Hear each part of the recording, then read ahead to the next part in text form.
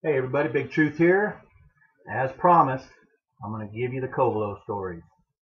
Continuing my series of Northern California Sasquatch stories, this will be number 4. These stories were also told to me by Krista. If you saw my last video, you know who Krista is. A friend of mine from way back. And this is Krista's uncle, lived up in Covelo, which is a little ways away from where I grew up, but it's full on up in the mountains. And there's a mill there, or at least there used to be. I'm not even sure if it's still there, but there's a lumber mill. And her uncle got off work.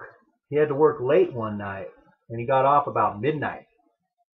And when he got off, he went out in the parking lot, and he was hungry because he'd usually eaten way earlier than that, and he had to work late, like I said. So he sat there and he ate his lunch in his truck. He sat there for about 15-20 minutes, just taking his time, eating his lunch, smoking a cigarette, and then he was getting ready to leave. And he turned on his lights, and about 20 yards out in front of him, out in the middle of the field, there was an old dump out there. And he saw something bent over, digging through the stuff in the dump. And when he turned on his headlights, it was rummaging through there, and it stood right up and stared right at him. And he said this thing was like 11 feet tall. And there was no other explanation at all. It was a Bigfoot. Scared the living daylights out of him. Anyway, that's the first little part of the Covelo story. Now this part is, like I explained earlier in the last video, the most spectacular dang Bigfoot story I've ever heard. Now, I'm not sure if it was that uncle or a different uncle, but it was another uncle that lived in Covelo. And he had a little pickup, one of them old, this is back in the 70s, when Datsuns first came out. They had them little bitty pickups. I think that's what it was, a Datsun or a Mitsubishi, something like that. It's a little bitty pickup. And as you can see in the picture, Covelo Road, it's really, really isolated out in the middle of nowhere. Just to get to Covelo, you got to go through the middle of nowhere to get there. Alright, he's driving down Covelo Road on his way to Covelo because they had a big party going on, and he had to run to town for something. But he was on his way back to this big party.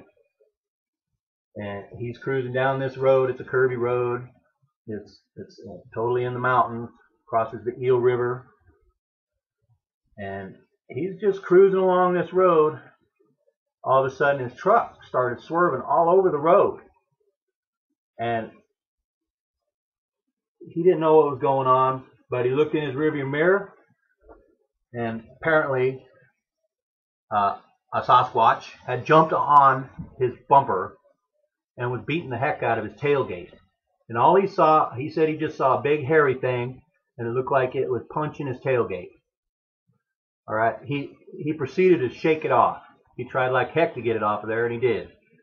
So he gets back to he finally gets back up to Covelo to the party, and he was scared to death, but he didn't want to say anything to anybody because he didn't think they'd believe him. So he just walked in the party, and immediately everybody said, "What's wrong? What's wrong?"